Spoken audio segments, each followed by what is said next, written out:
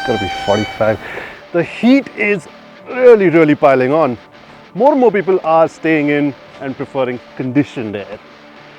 But me and the QJ motor SRC500, we're switching things up a bit. Question is, how will you do?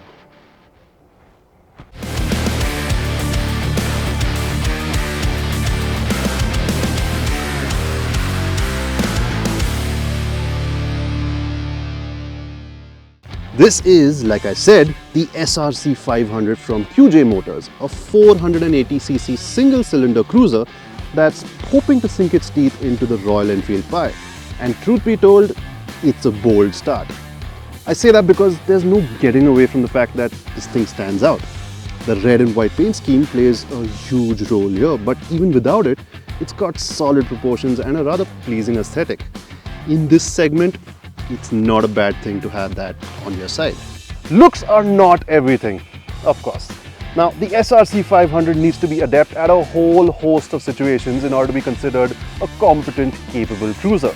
Now, let's start right here. This is a 15.5 litre fuel tank, and if you take an average of, let's say, 30 kilometers per litre, which this is entirely capable of, by the way, that should give you a tank range of 450, maybe 500 kilometers. And that's handy. More than handy, I'd say. Then there's the seat height. It's at 800 mm, which will make it accessible for just about anyone. I'm 5'11", and obviously getting my feet down wasn't a concern at all, but I suspect it won't be for most. So far, so good for the SRC500. But to be a good cruiser, you need your rider to be sat comfortably for extended periods. And it's here that the 500 really starts to flex its competence. You're sat very relaxed thanks to the wide handlebars, the front set foot pegs, and the comfortable seat that won't have your back groaning after every 20 minutes. They've really nailed the ergonomics on this one. In the ride, it's pretty well sorted. It's not too bumpy, and it's not firm either. It's got just the right amount of suspension travel, front and rear, to be able to absorb most bumps without throwing you off your game at all. But, it must be bulky, right? Well, at 205 kilos, that's curb weight, it's not exactly bulky. I wouldn't call it bulky. Let me put it this way. At speeds above 20 kilometers per hour, you will not notice the weight at all. It just flows smoothly. But the only point it might become a bit of a bugbear is when you're trying to do tight U-turns at crawling speeds. But the 500's main trump card is its 480cc single. This puts out 25 horsepower and 36 Nm, and I've honestly fallen in love with the way this puts down its power. Being a cruiser, you don't expect your engine to have any serious grunt, but this is quite a sprightly motor. It's a smooth revving engine, and there's an adequate amount of power for most situations. Doesn't sound too great, but that's not a deal breaker.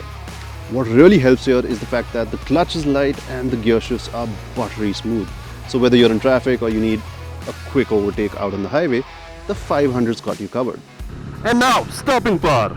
Well, can't ignore that, can you? So you get a 300mm disc up front and a 240mm disc at the rear.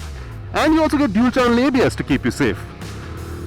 I did do a couple of panic stops on purpose, mind, and the front does have a lot of bite, enough to keep you safe. But it's not all good news. Take the twin pod digital instrument cluster for instance. It's a struggle to read sometimes out in the sun because of how exposed it is. Additionally, for the money you put down, this looks fairly basic. The left shows your speedo, odo and fuel gauge, while the right shows your tacho, gear position, trip meters, a digital clock, and your hazard lights. That's it. Also, the foot pegs look and feel low rent for what it's attached to. Why skimp on something as basic as this? That said, it's not the end of the world with the downsides, the few downsides that I've just explained about. Now, what the SRC500 is actually a pretty competent machine. I really like it. Would you pick it over an Enfield? Sure, you can, but given the fact that the dealerships are few and far between, you might just want to wait for a little while until that picks up. And that's that. I'm Ronak, this is Forbes Any Momentum, and I'm going to go try and cool off by riding as fast as I'm allowed to. The tank is really hot.